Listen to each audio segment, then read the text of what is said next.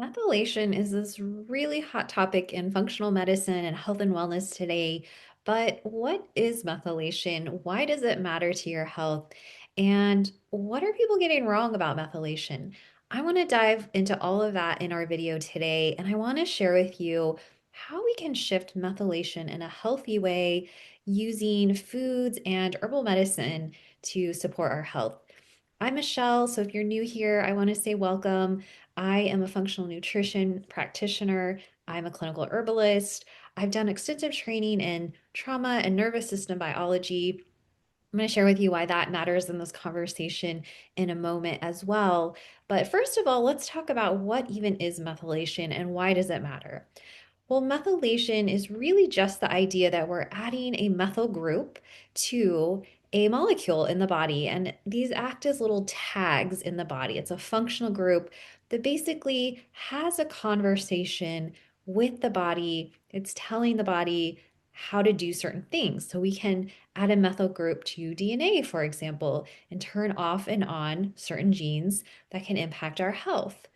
It can also do things like turn off and on neurotransmitters, how they're made or how they are cleared.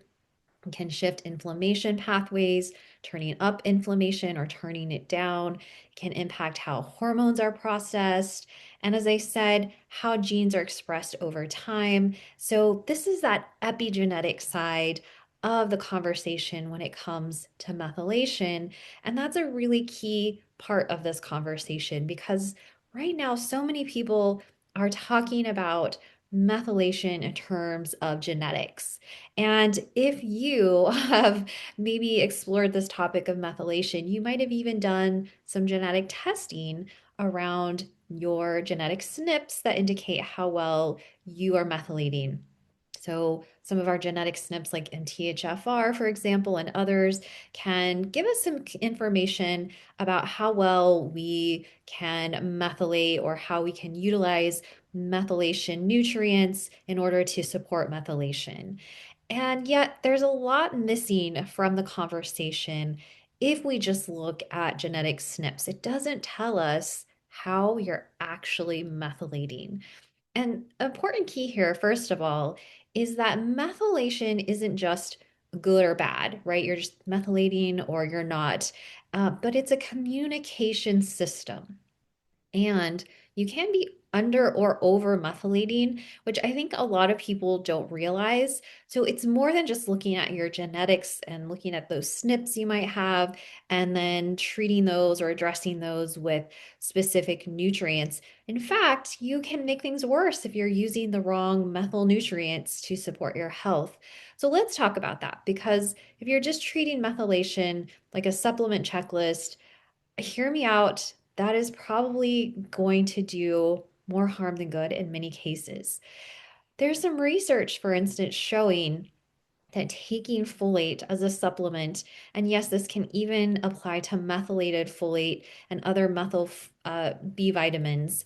There's some interesting research coming out showing that it can actually increase your risk of cancer, which is pretty significant and pretty scary, actually. So, what's going on there? Because when we just try to dump some methylation nutrients like folate or B12 or even SAMe into the system, we can actually be pushing methylation in the wrong direction.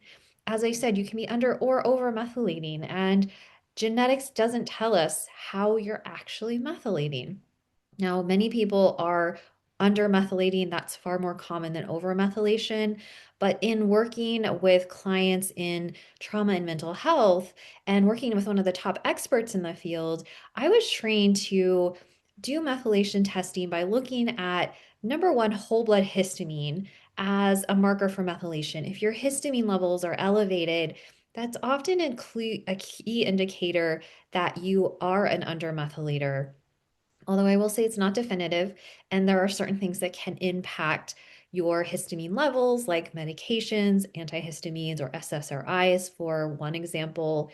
So I will sometimes run a methylation profile, like the doctor's data methylation profile, with clients to look at how people are actually methylating, looking at those methylation end products, because that actually tells me what their methylation cycle is doing and if they're under or over methylating. Again, as I mentioned, there's a really significant emphasis on genetic testing in this conversation around methylation. But again, it doesn't really tell us why you're undermethylating or if you're undermethylating actually. And so what we want to look at is the influences that impact your methylation cycle. And I really want you to understand this is really about a metabolic conversation we're having with the body, and everything that we do, from the foods we eat to the nutrients we take in and the supplements we use, even our sleep, our stress level, our movement, our nervous system patterns, are going to impact your methylation cycle and how well you're methylating. So we don't want to just try to fix undermethylation with folate, for example. As I mentioned, there's some research that can show an increased risk of certain types of cancers in those who are taking folate supplements. And we've been told all along that folate should be doing the opposite, right? It should be helping us to methylate better, which means we should be lowering our risk for cancer. We know as well that methylation is related to mental health. I mentioned earlier how methyl groups impact neurotransmitter function. So many people who are struggling with any type of mental health concern, from anxiety or depression to bipolar disorders, even schizophrenia, have been shown to have greater incidence of methylation issues than the general population. So we want to think about how methylation is impacting mental health, and it's why I look at methylation in panels and different aspects of methylation in my clients who I'm helping with supporting their mental health. And when we think about it from this approach, we want to think about how we can look at what our methylation uh, factors or what our methylation cycle is actually doing. People who are under methylators, which is more common, are usually struggling with things like anxiety, depression, perfectionism. It's really interesting to me how methylation can impact even your kind of personality traits and mood as well. So, some of my clients who struggle with eating disorders or obsessive compulsive disorders, for example, likely have some issues with how they're methylating. And we want to shift that metabolic conversation of the body using foundational inputs like food that provide methyl donors like folate, choline, B12, methionine, and there are others. But there are some other nutrients that can be really vital here. So the methyl donors that I just mentioned, like folate and B12, are like the raw materials that go into the methylation cycle to make it work. But methylation can also be modulated, or let's say influenced, by certain things like herbal medicine. So these help to regulate the methylation cycle that then can help us support our mood, our inflammatory processes, longevity, and many of our best herbal supports are plants that are high in polyphenols. And you've probably heard of polyphenols because these are really getting a lot of press these days. Things like curcumin and resveratrol and quercetin can be really valuable here. But I want to have a little bit of a conversation with you about how to use these phytonutrients in a healthy way. Because I, as an herbalist, I'm not a big fan of taking isolated phytochemicals or polyphenols, because when we take a plant as a whole plant herbal support, maybe turmeric as a food, even, or taking it as a whole herb tincture, I really think that's a better approach than taking isolated curcumin on its own. And the reason for this is that when you take whole turmeric, again, as a food, or you take it as an herbal supplement, you are getting not just curcumin, but literally dozens of other curcuminoids and other polyphenols and many other plant phytonutrients that all help to modulate the methylation cycle, which I think is really fascinating.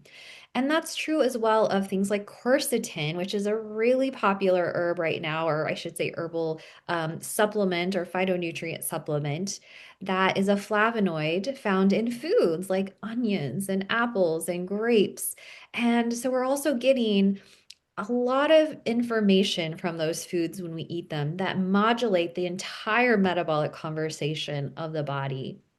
I'm not saying there's never a time and a place to use isolated phytonutrients like resveratrol could be a good example here of using an isolated phytonutrient. It's hard to get enough resveratrol from the diet. You may already know of resveratrol and how it's found in things like red wine. And most of us shouldn't be and probably aren't, hopefully, drinking, maybe dozens of cups of red wine a day or a week, and that could have some negative effects on our health as well. So sometimes taking something like resveratrol as a supplement can be useful. But I want you to think again of this as the entire metabolic conversation of the body, because this is really the epigenetic conversation that we need to have around how to influence genes appropriately. So even if we do have genetic SNPs, we can still support methylation using herbal medicine because we're modulating, right? We're helping to shift and support the methylation cycle by using herbal medicine. And a lot of these herbs that actually impact methylation are really easy to just use as foods, right? All of the things I just mentioned, like turmeric or onions, apples, grapes that have quercetin and resveratrol. Another really interesting polyphenol that is useful for modulating methylation is apigenin, and it's found in herbs like parsley and thyme and oregano and even chamomile. And these are herbs that are so simple and easy to add into your day-to-day cooking, right? I love to make different herbal sauces and dips and dressings to add to foods that you combine healthy fats like olive oil, for example. So we're getting some support in absorbing these phytonutrients from those healthy fats. And they make our food taste better and they're enjoyable and they're affordable. You can even grow these at home, right? So, really simple ways we can influence the methylation cycle in a positive way to improve our mental health, to reduce our risk of chronic diseases, to even increase our longevity, right? To increase our age, that biological age of the body. Another, though, kind of category of herbal medicine that I think is showing some really interesting and promising research around methylation are medicinal mushrooms like reishi or shiitake mushrooms. And these have been shown to help modulate methylation and the immune function as well through not just polyphenols, but other constituents that are found in these medicinal mushrooms, and they frequently overlap with immune regulation and inflammation signaling. So, again, we're having this entire metabolic conversation with the body and training the body to turn off and on the right genes, to modulate our neurotransmitter function in a healthy way, and to support our body over the long term. So, I want to share with you one quick takeaway here that I think can be really helpful in understanding how to modulate methylation.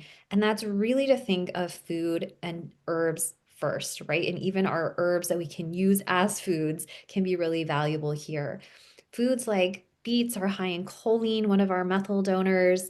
Foods like eggs as well are going to be high in choline. We can use a lot of our cruciferous veggies and leafy greens to get folate and sulfur and many different nutrients that are going to start that conversation with the body to dial down inflammation, to modulate and methylation in a healthy way. So I want you to start thinking about methylation not just as a way to take more folate or B12, but to actually start creating a conversation with your body to bring it back into balance. If you're interested in more of this, I have some free guides below. One is my mood reset. You can check that out. It's a guide that will help you understand how to support your neurotransmitters through diet and lifestyle and herbal support.